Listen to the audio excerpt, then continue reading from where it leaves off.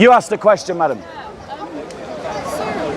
even if we grant that the resurrection happened and that the evidence is, overwhelming, why is that fact a reason for me to accept Christianity, right? Okay. So if we think, you said earlier about, that should be a reason for us to accept Christianity and other religions, right? Yeah. What tends to distinguish those not only, their story about what justifies believing in these, sets of norms that constitute religion, but it's the, accepting religion is accepting norms, right?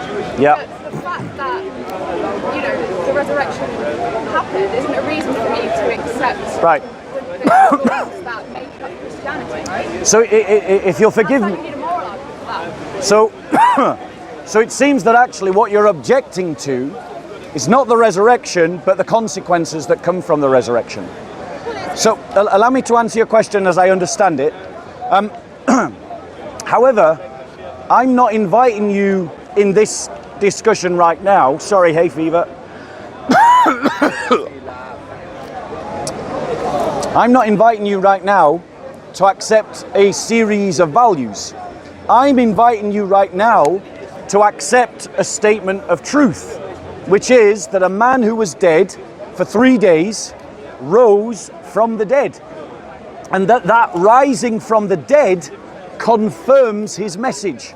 So you ask me, if Jesus rose from the dead, what does that mean for you? Well, it means this. If Jesus rose from the dead, then by the miraculous act of the man rising from the dead, his teachings are confirmed. What he said about himself, what he said about the world, what he says about you and me. Okay, so that might establish that he wasn't lying, and early Christians weren't lying about what they believed. Yeah. That's different. That's a different point. To what? Exactly. To the point that the fact they weren't lying about their beliefs doesn't make their beliefs correct. But if something, I would not be lying if I say I believe that something really obviously false, like slavery and permissible. Yeah. Right? Well, there are lots of Muslims in this park that will argue that. Being the case, but that doesn't. The fact I'm not lying has nothing to do with the validity of my. So let me. No, yeah, but the point is, if someone says to you that I am going to die and I am going to raise myself up from the dead, that's a pretty profound act. Impressive. Right, and it means that this person is not an ordinary person.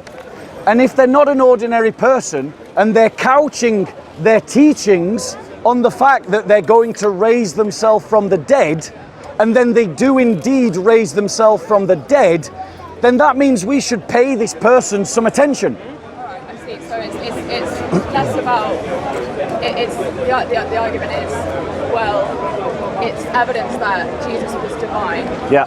We should care about what people with the status of the divine say, right? Their word, their opinion has a certain weight, right? Yes, the miracles give weight. Yeah. So what we're saying is, I mean, and actually, if we're going to pay attention to Jesus because the fact he rose himself from the dead, then that means that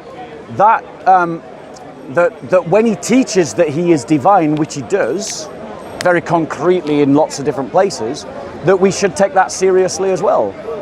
And in so doing, that we should pay heed to what he teaches, because this is not an ordinary person. Let me put this question to you this way. I just say, but he could be divine and wrong. So my point to you is that you would have a picture of the divine that I would not share with you, because I don't believe that which is divine teaches falsehood. Right. Okay. I believe that which one of the attributes of the divine is that it is all truth. And Jesus himself says that I am the truth. Yeah.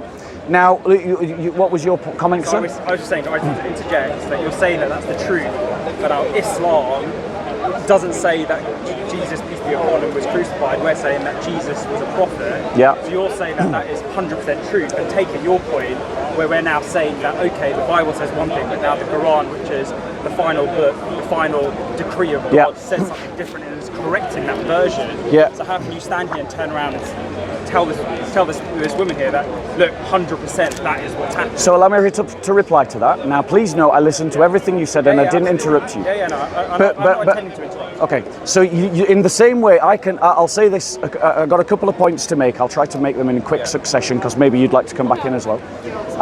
Is that I can say it in the same way that you have literally just told her that the Quran is the final book and corrects my book.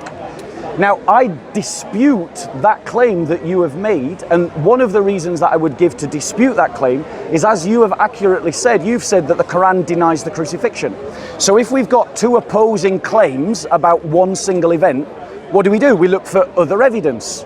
Well, I'm sorry, I didn't interrupt you. Don't interrupt me. Go ahead. So let me finish. Go ahead. So when we've got a claim about a singular event and we've got two conflicting stories about the event, an intelligent person looks for other evidence from third parties who are not side A or side B, they're side C, and see what side CD say.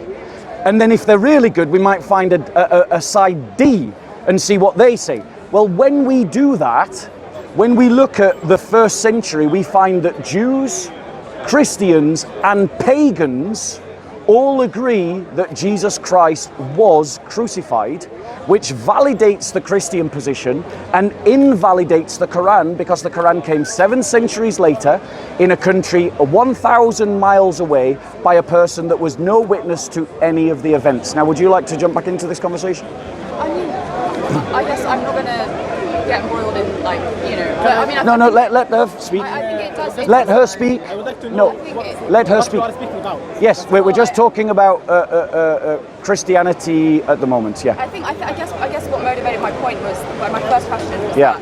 that, like, because it seems to me that if we're going to pick between a worldview, right? Yeah. A position to follow, a set of, like, you know, norms that we think are true. Yeah. Surely, like, all these empirical facts, even if they're valid, even if they're true, they happen. Yeah. That's not a good reason to accept the norms, right? Right, so let's- So, yeah. so, you know, I would put to you, like, why not secular humanism? Right. So let me reply to that, and I'd love to have that conversation with you. Can I also step in? No, can I? Sorry. Once you've answered. Yeah. Once I've answered her, then we'll go backwards and you made a forwards, statement about- and then if you want, and like you made a statement about the Bible, remember? And I'd love to have that conversation with you. So hopefully, me and you, if you want, we can have a more extended conversation. But what I would say is this: is that because really, from the very beginning, the thing that your focus is about the application. Like, what do we do about our lives? How do we live? Yeah, I mean, that's the Right. content of So religion, so right? no, It's no. There's. Well, I mean, So that allow me, is what explains where it comes from. allow me to reply. So, as a Christian, we believe that the metaphysics underpins the way you live. If you don't have good metaphysics, the way you live is going to collapse. And my fundamental criticism of secular humanism is that it doesn't have sufficient metaphysics to justify its existence. And so, in reality, it collapses. The thing about the Christian faith is that Christ teaches how we should live. The Sermon on the Mount, you can find it in Matthew chapter 5, 6 and 7. I encourage you to take a Bible if you haven't got one, or get one, and I can give you one, and have a read of it, and assess Jesus' teachings for yourself. Because I would say that Jesus' teachings are superior to anything in secular humanism. Superior, right? But the thing is, I mean, that can I just secular humanism, I just says- mean morality. yeah, Like, but secular, yeah, but morality. So let me finish my point. So that Christ's teachings, though, unlike secular humanism, is established on deep metaphysical roots, deep metaphysical foundations. you have reason. Right. Is that not enough? So, I want to have this conversation with you, but you do you, no. Please answer the gentleman. So, if you hang around, I'd love to have an extended conversation with you, because I think it's a very interesting debate. And to be fair, yeah, he's gone over there. So we'll continue talking. So you said we have reason, right?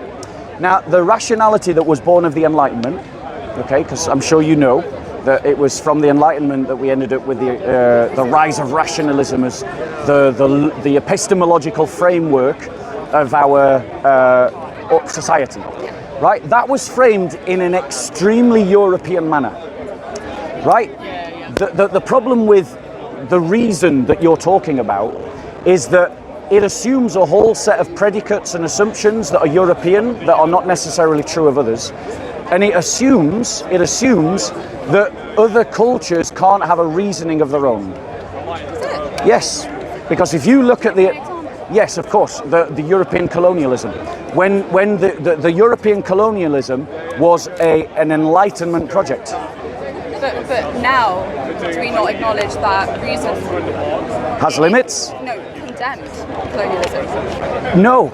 It's just that we weren't in touch with the truth. No, of course not initially, but now when we can rationalise about colonialism and when we come to when we apply reason, in hindsight, we can say that it is true that colonialism was contrary to reason. So allow me to reply, because what you're assuming there is that somehow reason can create values, and what I'm actually saying is that reason is just a methodological way of thinking, but what you end up thinking is decided by your values.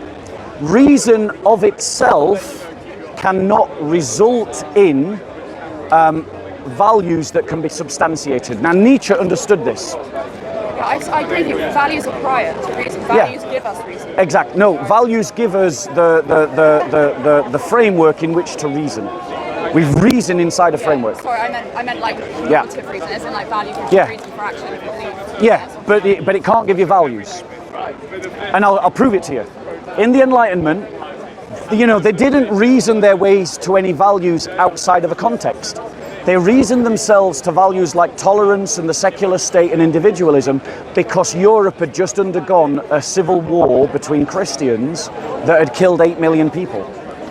And then when you understand, that they came up with a secular state because they wanted to organize society away from church, individualism because they wanted to move away from collectivism, i.e. the two parties, Protestant and Catholic, and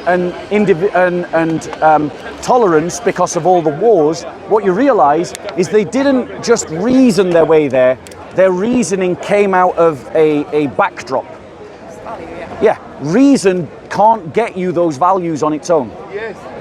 Now, Christianity gives us a series of values rooted in the life of Jesus. Are they? Sort of park the previous point.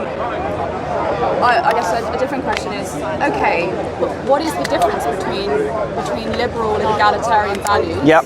Right? Yes. At bottom, what is the difference between those values, which, as an atheist, I think are valid by the fact that when we reason correctly and we argue it, and we have debates, and we accept them. Right, those values like liberty, individual liberty, equality, tolerance, all these things. What, in their actual content, in their substance, what is the difference between the values that Christ taught and those values? Okay, I'm going to answer that question, and if you mind, I'll give a bit more. So the bit more first, which is that I want to stress again, the Enlightenment did not reason to those values. Those values were a necessity because Europe was looking for a way to end the wars of the Reformation. And so you didn't, and you have just inherited them as a historical tradition of 300 years from the Enlightenment. But the reality is, reason didn't get you there. Christians failing to be Christian got us there because Christians killed Christian and killed 8 million of ourselves in a civil war. Now, my point is, therefore, it's your claim that we reason our way to these values is a false one. It's a false claim. Reason didn't get you those values. Necessity demanded those values. But right? Okay. If we disagree about where the values came from, yes, then that's fine. I can disagree with that. But surely, the question whether they're valid now. Right. So I'm gonna come. So I'm actually saying to you that I want to propose this thesis. Christian values and Christian ethics are superior to secular human ethics. Now let me make some cases.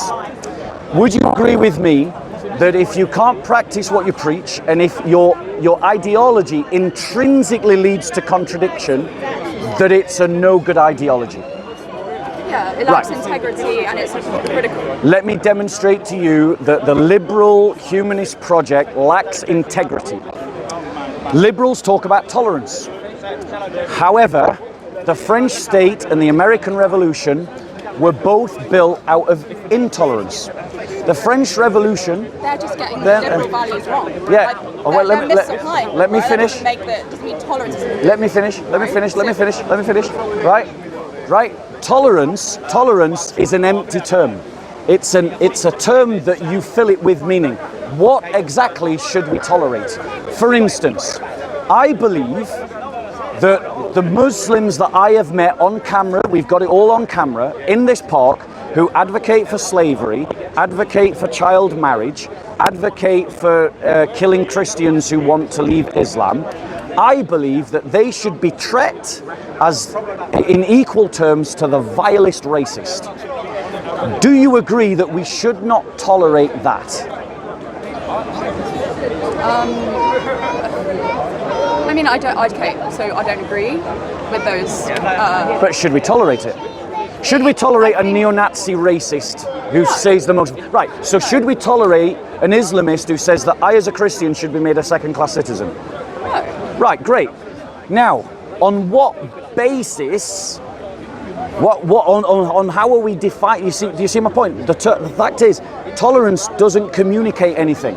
We have to fill tolerance with something to lay out the lines of what we will tolerate. Okay, yeah. Yeah? So tolerance is not a value. It's the shadow of a value. It is something that is like your shadow now. It is connected to your presence, but it isn't you. You might not be able to articulate like what, you know, it might take some time to articulate what the value of tolerance really is, but I think we can agree that it's a good, right? The fact that we, in this country, we have a plurality of religions and, you know, none is imposed on anyone else by the state, and we live peacefully, you know, in the main together. Yeah. That's a good thing. So let me reply to that. You can call it tolerance or something else, but that's... So let me reply to that, because we have a religion of the state, and it's the religion of humanity. We have a religion of the state, and it is the religion of self. So if you disagree with the LGBTQT silent P ideology, you can lose your job, you can go to prison, you can, you know, etc., etc., etc. In other words, we don't live in this tolerant society that you're trying to describe. But it would be good if we did. But we don't. And that's not an argument against the fact that tolerance is good. But what are we? We may be failing. But defining tolerance by what, though? Because the people that would prosecute me and say that I should go to prison because I do not agree that a child can self-mutilate. Yeah, I mean, that's wrong. One second. But the point is, these people are calling me intolerant. Right, but they're saying they're calling me intolerant for the sake of tolerance. They're wrong about tolerance. Well, I'm going to suggest to you, let's forget the idea of tolerance altogether. It's a bad idea. It's a rubbish idea. It's crap. Chuck it in the bin. I give you a better idea. Love as a value. But love that is directed metaphysically to the belief that you have the imatio Deo.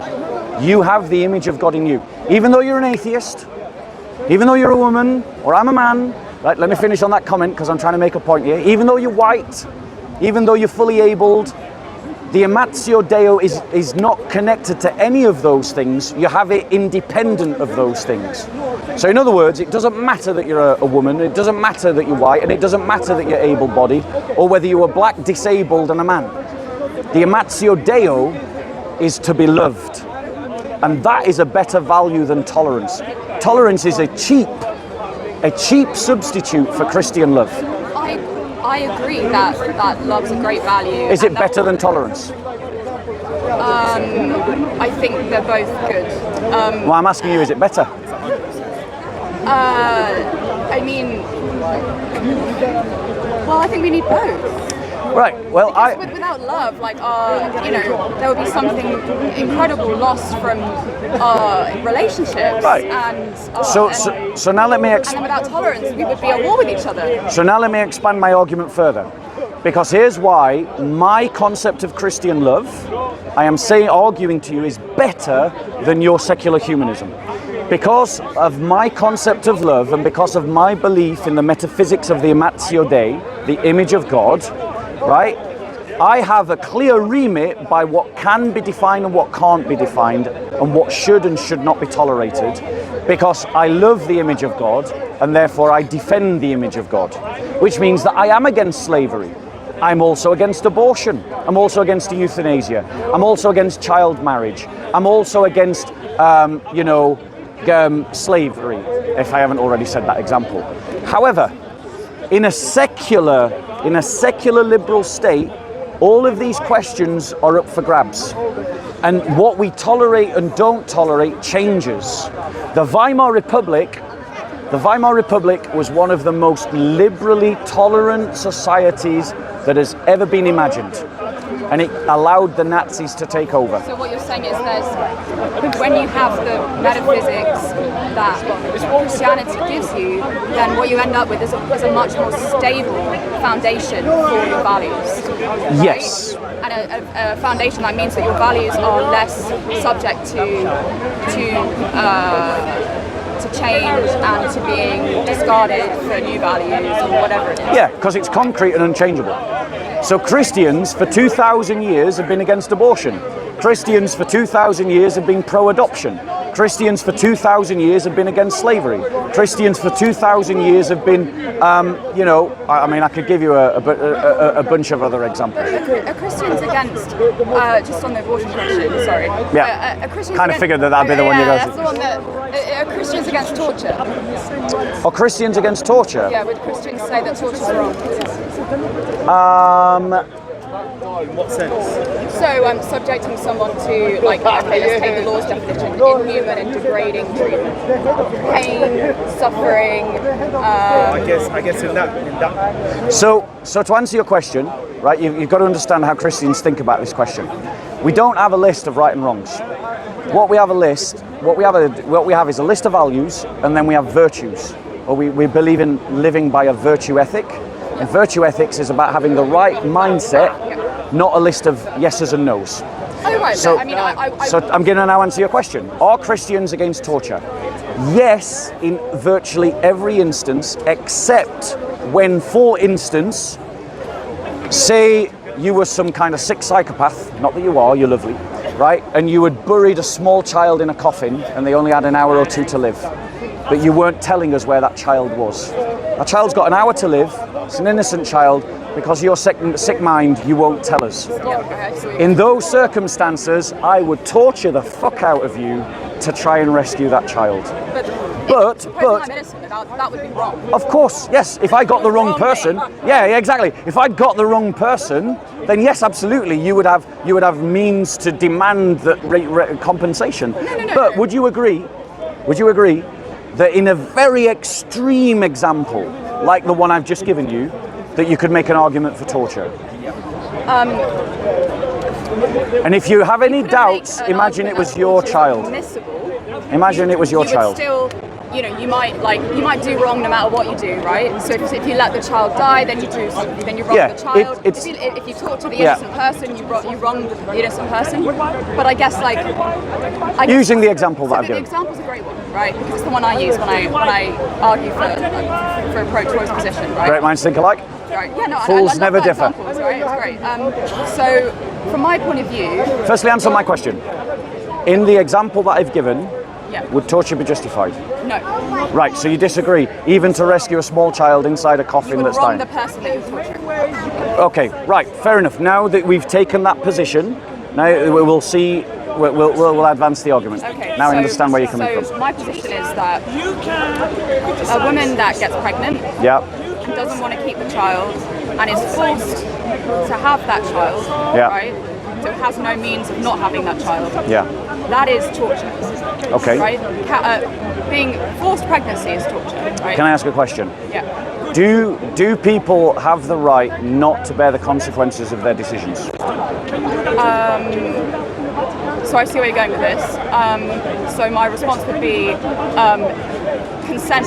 It's a very strange argument to say that consent to sex is consent to bearing a child. But that hasn't actually answered my question. My question was, do people have the right to not bear the consequences of their decisions? Depends what the decision is. To have sex that leads to a child. So do people have the right to opt out of the consequences of their decisions? Is that what you're asking? Yeah, do people have the right not to bear the consequences of their decisions? When the consequences are torture, yes. Right. Okay. So if you're okay, so let's advance that argument then, because if you're saying that a person doesn't have, firstly, you've got to establish to me that it's torture, and I think that's a false analogy. So I don't believe it is torture. I haven't had a child, so I can't speak personally, but just think, for example, the pain of childbirth, right? That's pretty much agreed to be the most severe pain imaginable. Other than for men, being kicked in a certain area or passing kidney stones, I'll accept that. Yeah. But it's a severe, excruciating pain. It's also natural. It's also natural. It's also natural. It's completely natural. That doesn't make it less. You don't have a right not to avoid. You don't have a right to avoid pain. Really? No. Okay, you don't have a right to avoid general pain in your life, but you have the right to not have anyone else inflict that pain upon you. But no one has inflicted that pain upon you. You have, not you personally, this hypothetical you, have inflicted that pain on yourself. You have made a choice to have sex that has led to the consummation of a child. And in that act, you have bore the consequence. You have made a choice, and now you have a consequence. You don't have the right to avoid the consequence just because you don't like the consequence when you made the choice freely. Okay, so suppose Firstly, let's deal with the free choices before we start using the examples of rape and stuff like that. No, I'm not going to use the example. Oh, okay, well, I thought that was where we were going to go. About that, because I think where we're disagreeing is the premise that, if you have sex, then it is your responsibility to bear the consequences, right? Even if those consequences are, I think we can agree, quite invasive and quite painful and quite... They're not invasive. It's not an invasion. Growing a person. Yeah, that's not invasive. No, of course it's not invasive. It's a completely natural thing. Your body is designed to do it. No, I know. So cancer is invasive. Okay. Right? Yeah, Cancer is invasive because your body's going wrong. You can't describe something that your entire body on a month-to-month basis ticks over in anticipation of doing and call that invasive. Your entire body is programmed to do it. Your entire body wants to do it, and given half a chance, your entire body will do it. You can't call that invasive. It's not a cancer. Okay, I think maybe we disagree with the meaning of invasive. So by invasive, I mean It's encroaching on your personal choices. Well, no, I mean it's not a small thing, right? If I get pregnant, everything about my body changes. Correct. Everything. Yes. And it's painful. And it's wonderful. Is it? And it's not beautiful. If I don't want it, though, is it? Yeah, but the thing is, if you don't want, against your will, someone made it the case against your will that you experienced all that there is to experience about pregnancy. So all the pain, all the nausea, and then the giving birth, and then afterwards you have to it's not like the responsibility and the extent to which your life changes is stopped, right? You got this for 18 years. Can I reply? Yeah. Yeah, because your whole argument is based on a false premise. What's the false premise? Which is you did choose to have that sex. Okay. So and it is a consequence of sex that a child could be born. And what the point is, we're not saying it's your responsibility to raise that child, because there is an out. You can give it up for adoption. Christians believe in adoption. In fact, I don't know if you know this, Christians were the ones that championed and transformed adoption. In the classical world, they just used to leave children out on the street to die if they didn't want them. And Christians were the ones that went up and picked up all the little children and established the orphanages. right? Yeah. Right. Okay. So Right. But let me finish. But my point to you is that what we're saying to you is you don't have the right to harm someone else. That's what we're saying you don't have the right to do. We're not saying that you have to take care of this child, because you can give it up for adoption. And there's lots of people out there that want kids that will adopt.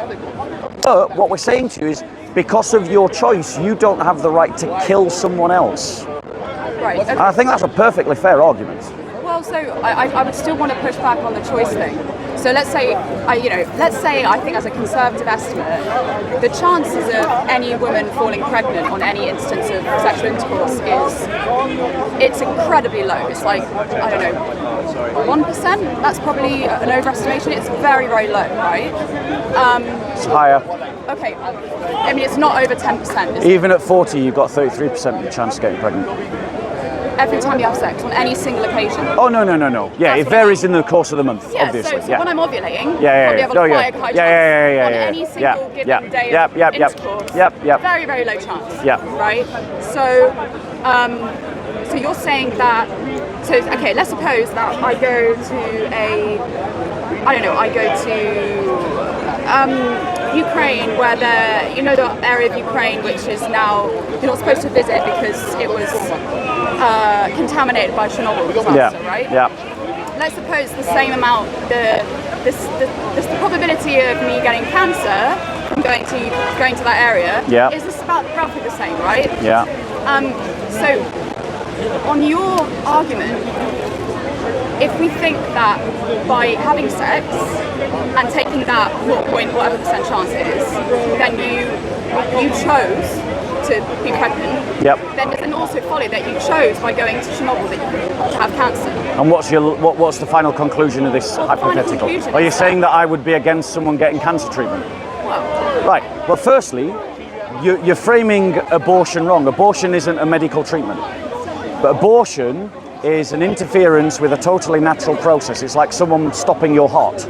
Your heart, left alone, will beat. Your body, left alone, will grow a child once you're pregnant. Your tumour will grow by itself if you don't intervene. Yes, absolutely. But the tumour is your body going wrong. Your RNA and DNA are malfunctioning. That's not normal. It's normal in the sense that it's common, but it's not normal in the sense that that's what your body is supposed to do. So you can't compare developing a treatment when your body goes wrong, like when you break a leg, and sticking a splint on, to abortion, because abortion isn't a medical treatment. It is just a murder. It is just killing a child. Both men and women experience cancer, whereas giving birth on women have the ability.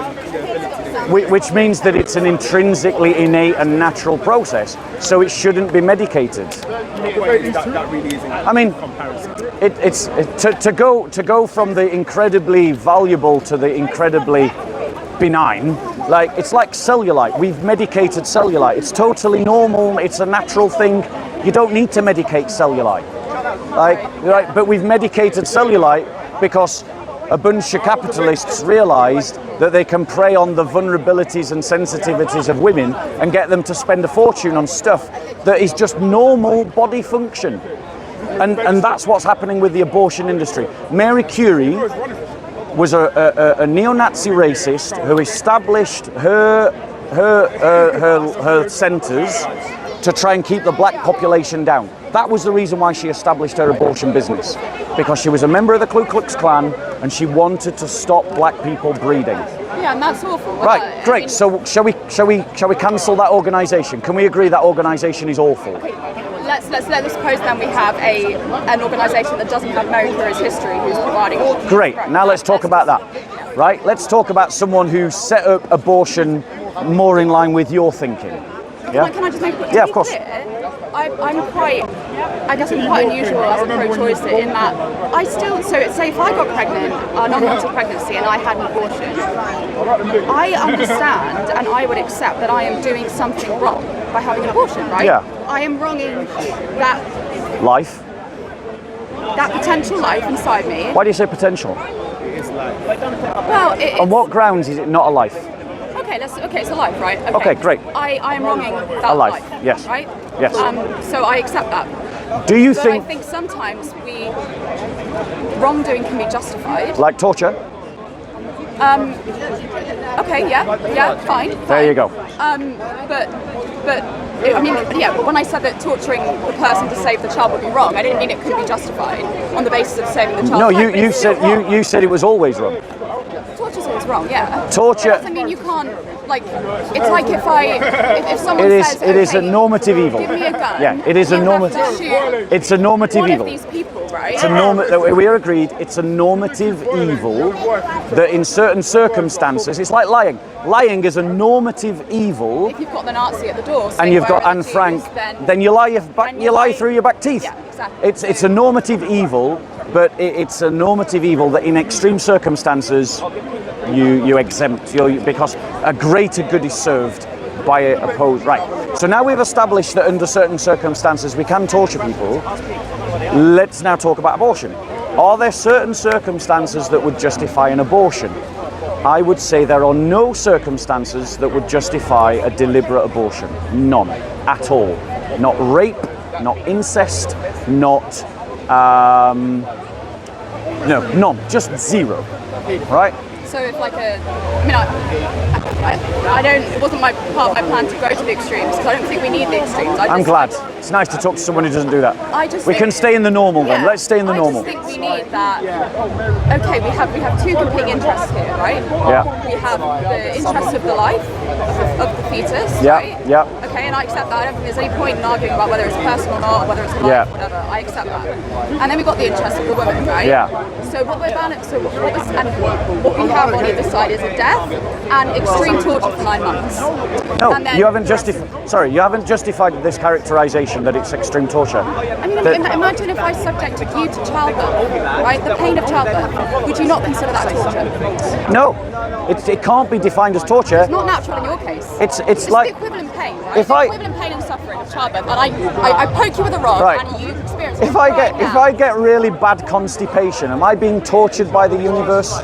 Well, torture implies intention. It's something that can only be it's an interpersonal Exactly, phenomenon, right? exactly. You can only Now, be tortured exactly. by Is pregnancy forced pregnancy. No, there's no. That's what we are talking about. Though. No, there's no such thing as forced pregnancy. You see, that's That doesn't exist. There's no such thing as forced pregnancy. If I unintentionally against my will get pregnant, and then I'm not committed an abortion, is that not forced pregnancy? Right. If you unintentionally get pregnant, Yeah. you made a choice to have sex that could lead to a pregnancy. But I didn't make a choice. Let me finish. You don't have the right to kill a child because you made a choice. You don't have the right to take a life because you made a choice. Let's not even use the word child. We've agreed that it's a life. I'm saying that you don't have a right to take a life because it's inconvenient to you. But it's not necessarily that you're assuming that the reasons that women have an abortion is inconvenience. A lot of women do have abortions because of inconvenience. When you have an abortion for pure inconvenience, That's wrong. it is wrong, yeah. Good. Shake my hand. But I don't think that you should be, I don't think it's anyone else's right to, you have committed a wrong, right? Yeah. But it's not the right of anyone else to stop you from doing that. What about that woman? And it's a shame that we've now just zoomed in on the abortion thing. But I want to try and link it back to the overall argument about humanism versus Christianity. Because I genuinely believe that Christianity is better guidance than secular humanism. Secular humanism cannot tell us where life begins. It cannot. And it agrees with me that life begins at fertilization. Yeah. We can get to most Christian principles via reason and science. Well, I mean, that's part of the discussion that I wish we would have spent more time on, because I would suggest to you that maybe you can't.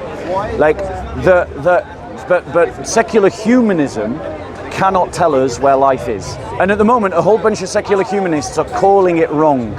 They're saying that life doesn't start at conception, when geneticists are saying that it does. Sorry, I haven't been clear. When I say secular humanism, I don't mean like the ideology secular humanism. Yeah. I just mean morality, non-theistic morality. Right, but Right. okay, so non-theistic morality. Liberal egalitarianism. Yes. Let's say that. Yes, liberal egalitarianism is wrapped up with secularism. It's Yeah. wrapped up in the project of the Enlightenment. The package deal of the Enlightenment is reason. Is reason in empiricism for epistemology, state for loci of organization, individual for loci of identity, and we'll just stop at those four. Like that's the package of the Enlightenment. All of that package was invented out of necessity to get away from the Reformation Wars. Reason doesn't get you anywhere close to any of those things. There's no epistemological grounding, there's no metaphysical roots to any of those ideas, and we see it collapsing in front of us. Classical liberalism is being eaten up by progressive liberalism like a cancer. Progressive liberals are the most intolerant, bigoted, savagely cruel fanatics dedicated to their cults of humanity, i.e. the killing of children, the mutilation of children, the sexualization of children, and the idea that anyone can question the self that is God immediately is anathematized and cancelled. Right? You're kind of, and I'm making a slight assumption here because I'm slightly assuming that you're a classical liberal, but your kind of classical liberalism is literally dying at the hands of progressive liberalism. Literally dying at the hands of progressive Bob, liberalism. why are you calling him I'm a sorry, devil worshipper? I'm having a conversation. Why are you calling him a devil worshipper? Sorry about He's this. a Christian. He's a good Christian. Why are you calling him a devil worshipper? Can you answer the question? I'm having a conversation with this lady. You're calling him a devil worshipper. I didn't say that. Yes, you did. Did he say that? Did I say you worship the devil? Well, you called me a sectarian. Right. No. So exactly. If you're going to Follower of the devil. so if you go and watch the camera. If you're going to say something to So he someone didn't say about you're a what devil I've worshipper? said, if you're going to say my words to someone else, get them right. Until you can correct him, I'm going to go back to my conversation. Did you call him a follower of the devil? Madam, do you want to continue? You've just got to ignore people like this No, in no, this corner. you called him I've the been follower coming, of the madam, devil. I've been coming to this corner for 6 Why years. did you call him a follower of the You devil? have some people in this corner who have no manners and they have He's no ignoring- ability he's to ignoring the control question. themselves. He's a Christian. You just have to He's a ignore them. Christian. Don't stop the lady from talking. Sorry. You're being rude. Yeah. You called him a devil Go on, worshipper. madam. What were you saying? I guess one thing to say, and I think perhaps we're going to disagree about how these values should be applied, to say on the abortion question. Yeah. We're going to disagree about like which value wins out, right? In the equation, right? And I'm going to place less value on life than you are, right? And I accept that. But now let's Okay? go. Now let's get to the deep issue. On what metaphysical basis can you make that assessment?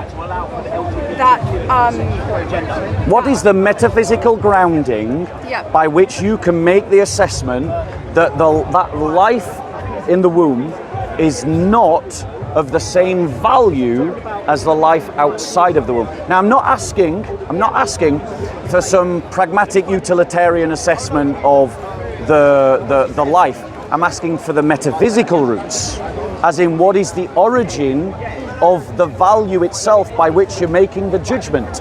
What is it rooted in? It's an epistemological point, Yeah, right? other than your own opinion. Well, I mean, okay. So, are you coming from like a skeptical position, whereby like morality and our judgments about it need some sort of external source to validate them, independently of what morality already provides? Is that are you skeptical about that prospect? Exactly, and what I've said, and the reason why we ended up in this conversation, is because I identified something independent of the moral question that is the grounding of the value system by which I'm making the value judgment. And I If appreciate Jesus Christ rose from the dead, then his teachings are true. If his teachings are true, the value of life is precedent, and therefore abortion is wrong. Right, okay. I mean, obviously, I have a substantive disagreement with you on that question, Which one? the abortion question. But, but going back to the external validation, I mean, Yeah. What is the metaphysical validation of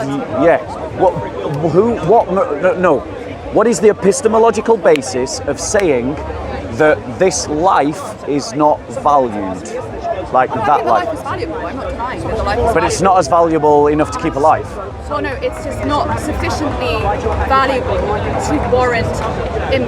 to warrant the consequences of safeguarding the value. And so I'm right? asking you on what Which is basically torturing. on what metaphysical basis are you making that moral assessment? I'm doing it on the teachings of Jesus, and I'm doing it because Jesus rose from the dead. Those are my grounds. That's my foundation. What's yours?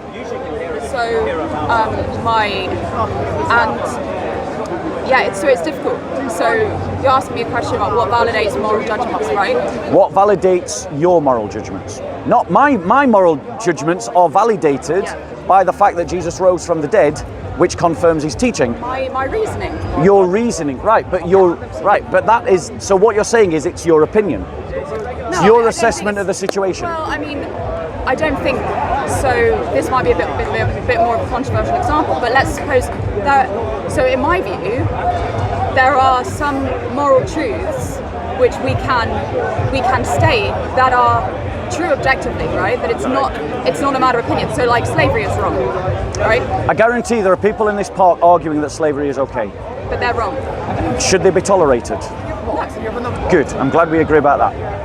But what it doesn't add anything to my statement when I say it's really true that slavery is wrong. Right. And what I would say to you is here. It's not just a matter of my opinion. Hold on. When But- people say I heard that you. slavery is wrong, Hold they on. don't just think, oh, it's a matter of my opinion that slavery is wrong. but they here's think the it's actually true. So it's a matter of morality. yes, I know, but you made a non sequitur statement, or rather, you simply what we call begged the question. You said slavery is wrong. It's a matter of fact, slavery is wrong. Yeah. As a matter of fact, I agree with you. As a Christian, I have reasons to agree with you because Jesus said that I have come to set the captives free. When he talked about captives, he was talking about slaves. And that's why... Wait, one second. But you said the reason why I say slavery is wrong is because of my reason. But the point is... Reasons, which yes, I could provide, yes. so it's not circular But the reason... Okay, so... So there's circularity at the bottom. And that's the point. Hold on one second. That's the point. That's the point. The circularity at the bottom.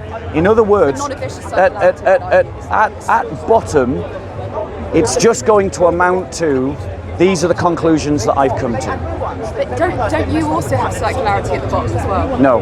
Because If I have, demonstrate it. Why should the fact that Jesus Christ said that slavery is wrong be a reason for me to accept the judgment that slavery is wrong? That Jesus said that Jesus said that slavery is wrong is not a reason for you to accept that slavery is wrong. That Jesus is God and said that slavery is wrong is a reason for you to accept that slavery is wrong. Why should the fact that Jesus is God, why should that count as a reason for me to accept slavery is wrong? Because Jesus said it. Why does the fact that Jesus is God matter? Because Sorry. It's an authoritative figure. That's it. All right, okay, but like So just what- because someone's authority doesn't mean that So what they say is. Wait. stand on your imperial self and the ability to think for yourself, which is what basically the Elijah is all about. Who gives you that authority? What he's saying is his authority is God himself. Right. Thank you so much. Who is your authority? And can that authoritative figure Yeah, thank you. be greater and more supreme than the God of Abraham, Isaac, and Jacob? That's what he's saying. I don't think we need an authority.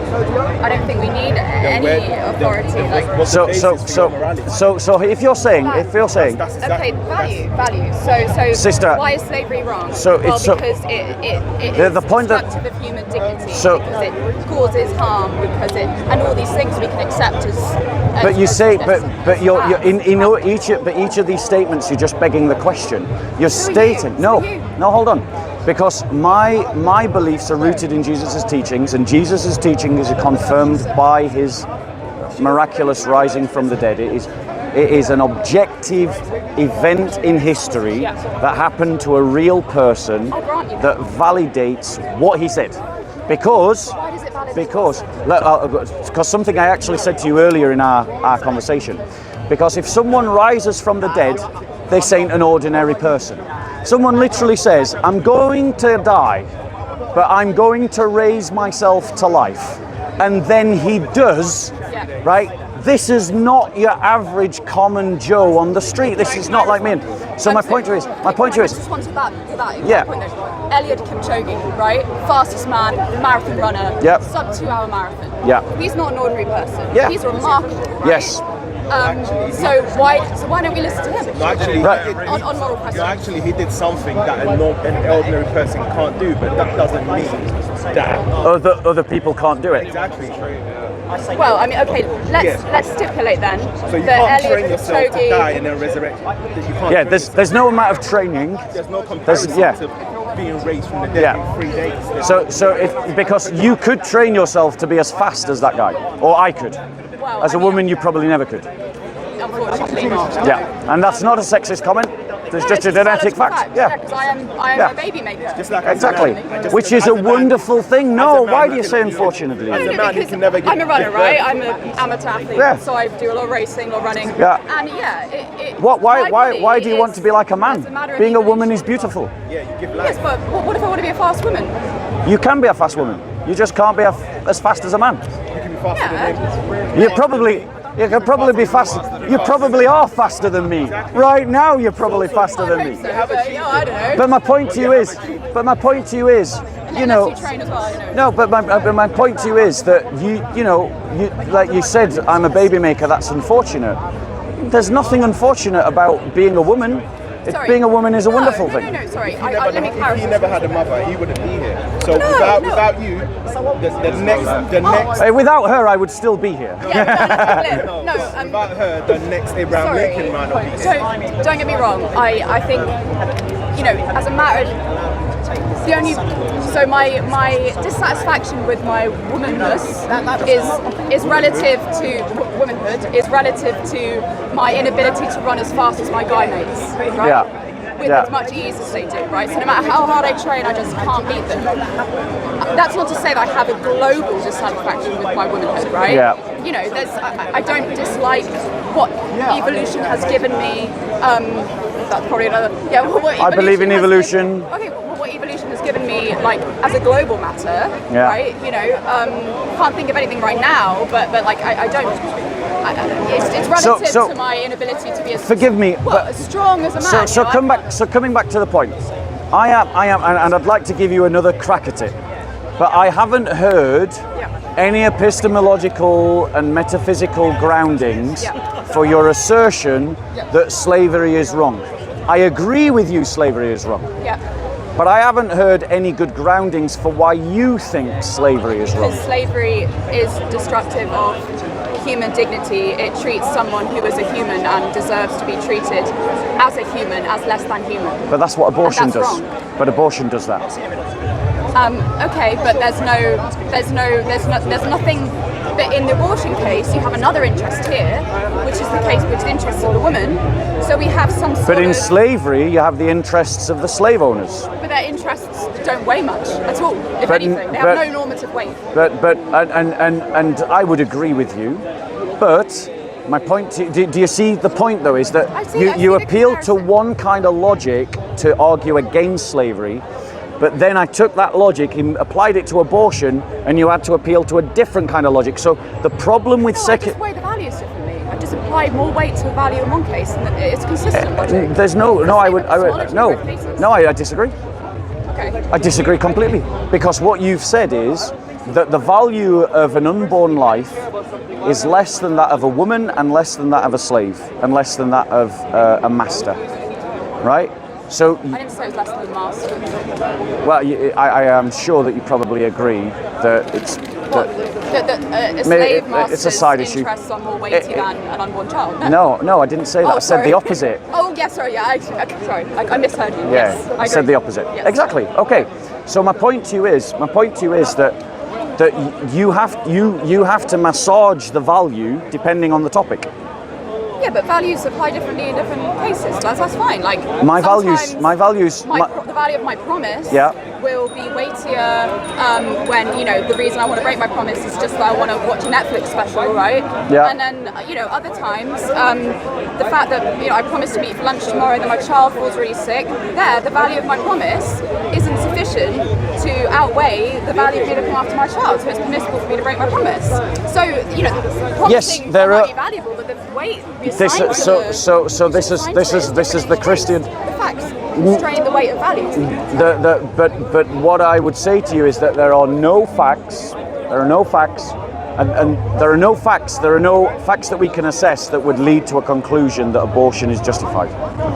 And this is the point. Is a justified wrong. A justified wrong? So I thought we agreed earlier that it's possible. So because I agree with you that if I had an abortion, and you know, in cases other than like say, unless my reasons were like I'm going to die, unless I don't have an abortion, or I was raped, or you know, or it's you know, it's a product of abuse or something like that, then I genuinely believe that I have something to regret. You haven't. I have committed a wrong. When you said that we should oppose slavery because it degrades a human being. Yeah.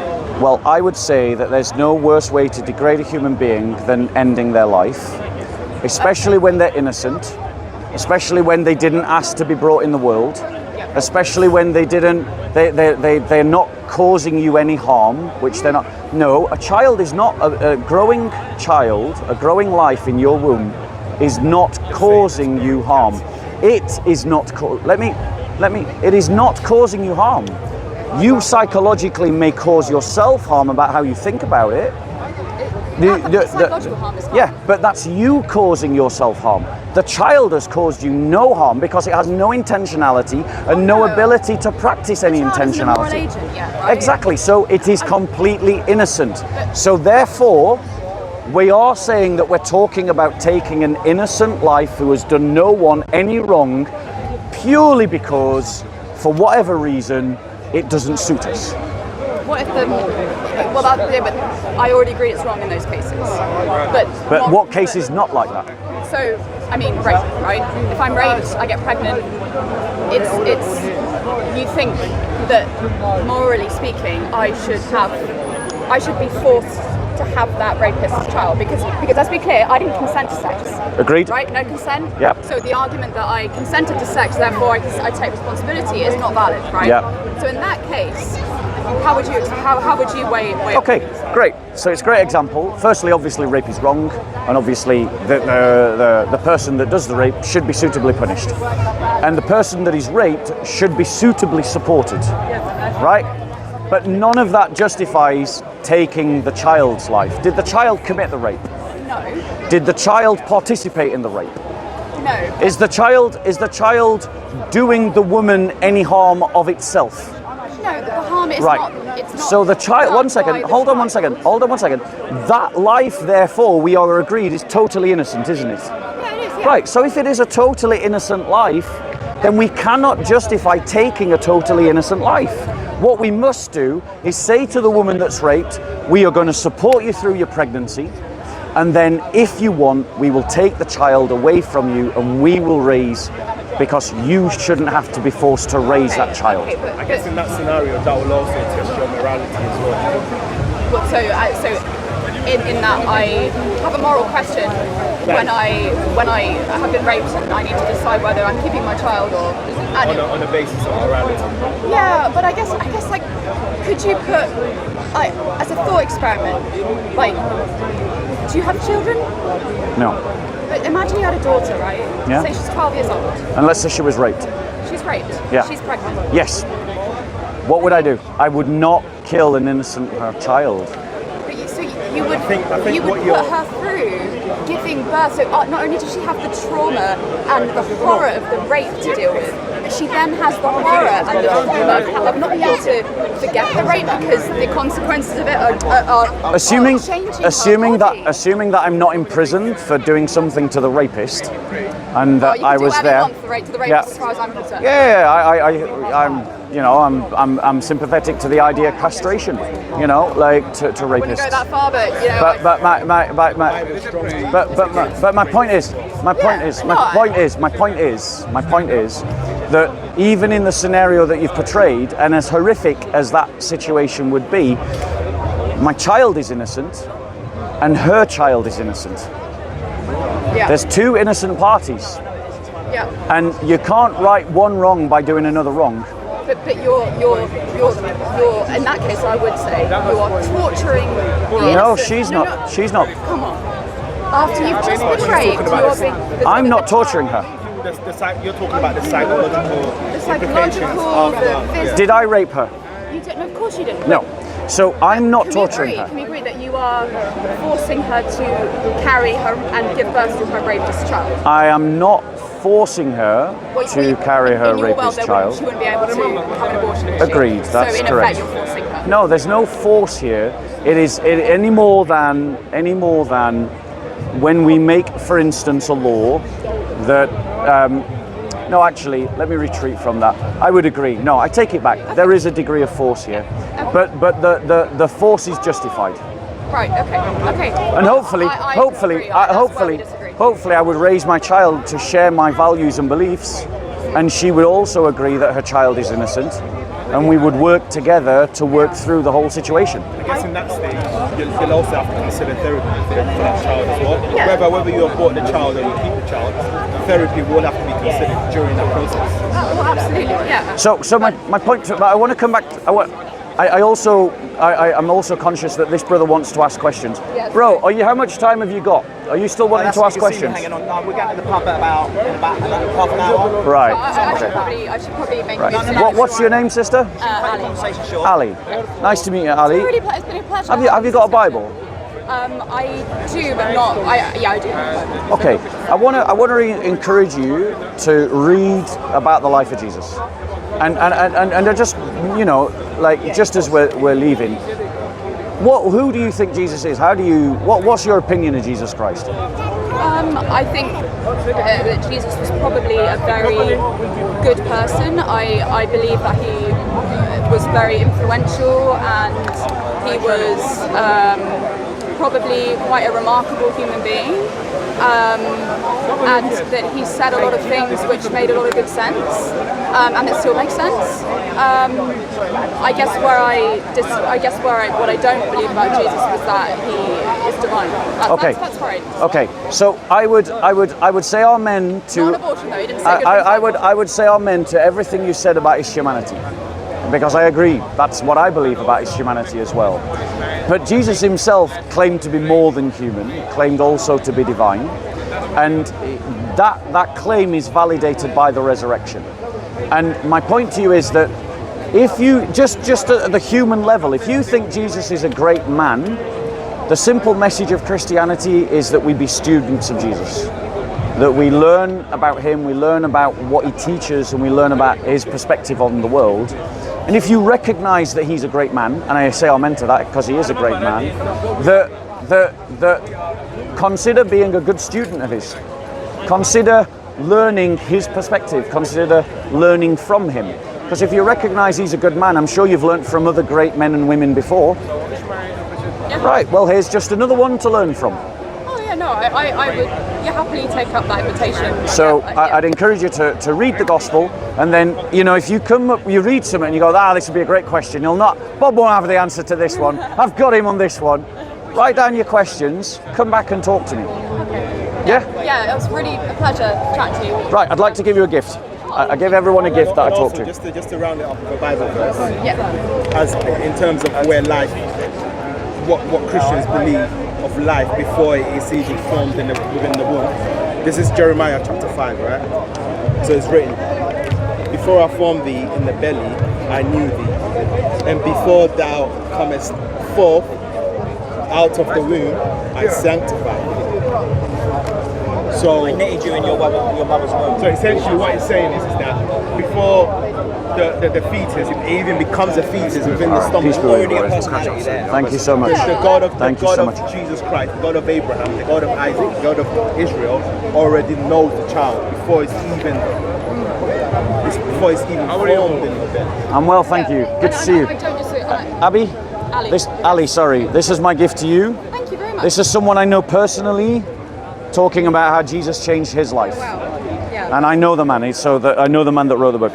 So you know, because as Christians, like, encountering Jesus is something that you have to experience, but it's always transformative. And whether you engage with him as just a great teacher, or whether, like me, you acknowledge him as your Lord and Savior, there's no encounter with Jesus that won't be powerful and that won't change. And so I just want to encourage you to explore that journey, and if you want to come talk more again, I appreciate that. then please do. You have a good day. Sorry, Bob, what's your last